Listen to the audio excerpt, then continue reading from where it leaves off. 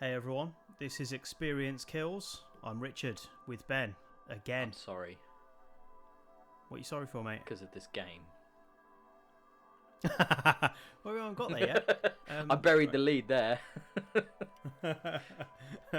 Right, yeah, we're going to talk about a game. As Ben has hinted, it is not my favourite game so far this year.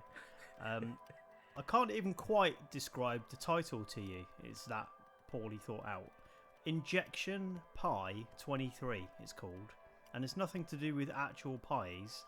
It's like the math symbol pi, right? If pies were involved, So- it might be better. Injecting pies in some sort of feast-based sexual assault. I'm literally thinking of American Pie now, and I mean that would be a fun game, wouldn't it? Yeah, it would be good. Better than this. Let's play that instead. Injection π-23 is a Spanish. It's a really low-budget Spanish horror game, right? And it follows in the footsteps of Silent Hill, Resident Evil, stuff like that. So it's a third-person adventure, and it follows around a guy with I don't know, like a Rain Mac or something. That's all I know about the fella. The website says he really loves his dog, and he won't leave him alone. But I haven't seen a dog in this game yet, so whatever. He's a guy in a coat. And it's set in Malaga or that region, and it's very dark. It's got lots of visual effects that distort what's going on to make it seem creepy and dark and scary. That kind of worked during the intro. I thought, ooh, what can't I see behind all that distortion? And then you get into the actual game, and it's a fairly by the numbers horror game that isn't particularly well executed.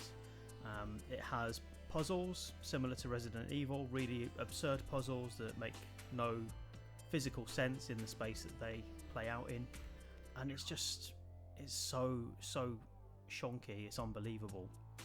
I don't know where to start with it, Ben, to be honest. Yeah, I mean, you intones very actively on its website. Its sort of connections to Silent Hill, Resident Evil, Alone in the Dark. Does it get anywhere near being able to use those franchises as touchstones? It just feels like someone's first go at making a horror game, and they've worked out how clever it is to have you walk into a certain space and then something happens. So very early on you walk near a door and then the door opens creepily and there's blood in the entrance, and you think, oh, yeah, someone had fun with that. They showed their mum out that they'd done that, right? What, they showed their mum that they made it in a game, or that they cut someone up and put blood in the doorway? No, they're like, hey mum, I made the door open, look at this, I learned how to code. It's that sort of vibe where things just happen because someone's worked out that they can. There's a bouncing basketball in it somewhere, and it's supposed to be scary because it comes out of nowhere, but it's actually just comical because the ball bounces so badly and never stops bouncing until it gets trapped in a wall. It's just full of janky moments like that just aren't scary. So it seems to me like what you're describing is a student game. Yeah, I think that's basically it. So it feels bad to be too harsh on it because it's clearly a sort of an amateur production. And someone's tried with this. They've clearly got their heart set on it because apparently it's the first of a trilogy. So they're putting some love into it, but I don't know. There's far too much wrong with it. As I said, it's a Spanish game. It defaults to Spanish language, although it has been translated into English.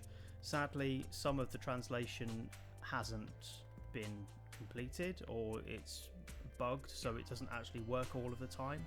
There are notes that you have to pick up throughout the environment to give you clues and background on what's happening. So no surprises, I don't really know what's happening, and some of the clues, because they're not translated into English, it becomes a case of just trying to work out by trial and error what you need to do. So there were a couple of puzzles I worked out just by brute forcing them, and then I found the clue later on. And what makes it harder is pretty much all of the background scenery really obscures the interactive elements within it, to the point that you'll regularly find yourself walking the perimeter of an environment, just pressing the action button to see if anything works, because it really isn't clear where you go, what you do, or why.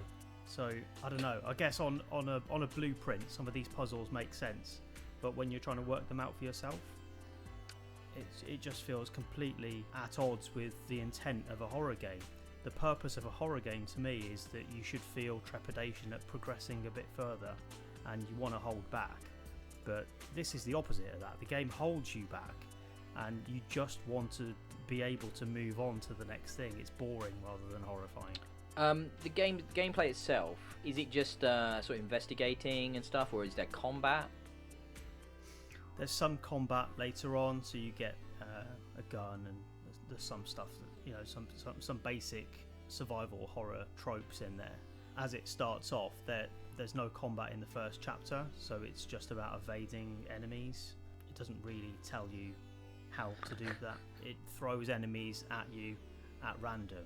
Not at random, they're in like prescribed places, but there's not really any thought given to how you're introduced to these situations. So there's a three-headed dog in there.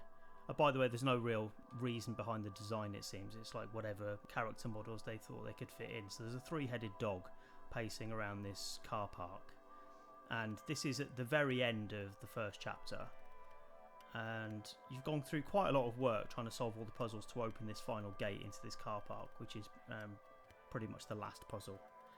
And then this dog jumps out and kills you in a couple of hits, and it's only by bad luck that the dog was standing behind a door that I walked through at the time that I opened it up. So on the second playthrough, it's pacing around and you can try and identify his walking patterns and all this. But the first time I went through, the dog was just there and I died. That's unforgivable in this case, because you have to go back to the very beginning of the chapter if you die in this game. There is no restart to like a recent checkpoint. You just have to start from the very beginning again. So that really put me off the game as it was. I ventured through and did it all again and got through to the second chapter, and then felt that, well, this is kind of more of the same. It just really is so dull, really, really boring, and I can't imagine why anyone would put any more attention into it to get all the way through this, especially when there's 2 more parts to come. So sorry, Ben, but I'm just trying. I'm trying. Enjoy this game. I'm trying now. I'm thinking of horror games, and I'm thinking of what can make a horror game half decent. I mean, sound design, anything good in that aspect, or just really by the numbers and wrote like everything else. There's just nothing notable about it. Nothing notable at all. I mean, the initial introduction where you've got some like spooky looking effects over the intro, it makes you think, well, maybe there's something to this. It has a bit of a vibe of evil within to it. Do you know what I mean? That kind of abstract graphical style. But it's just an intro, and then when you see beneath the surface of that, there's just nothing there, and there's no trepidation in walking around. It's just boredom and frustration for the entire experience. So I think that there you go. That's your pull quote. Just boredom and frustration for the entire experience. So we'll leave it at that then. I think so. We'll move on to something else. But thanks for tolerating me having a whinge, Ben. Much appreciated. I've got it out my system now. And once again, I apologise. So anyway, sorry to put listeners through that, but I've probably saved you a few pennies. Don't bother with that. Listen to us for other games that we'll enjoy more. You can find us at Experience Kills on Twitter. I'm at Colonel Red on Twitter. Ben, where are you? I am at DIYE on Twitter. Okay, and follow all of our channels. So we're on YouTube, and you can find our podcasts on Spotify, all over actually. We're in all sorts of places. We are. I can't remember We're where. spreading like a virus. Look for us, and I'll be more cheerful next time. Speak to you soon. Bye. Bye.